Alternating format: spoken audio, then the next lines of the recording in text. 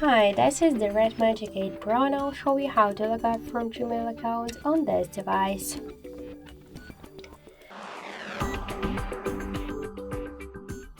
So first open the settings application, the Gmail application, tap on the right upper corner and click to manage accounts on this device because we should first log out from Google account on our device, and after that we'll automatically log out from the Gmail application.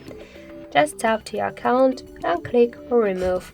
Confirm your action by tap to remove account. Are you sure? Tap to OK.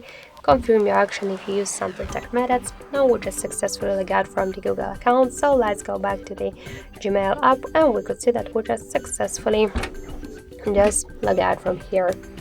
So that's it. Thank you for watching, and if you like this video, leave thumbs up and subscribe.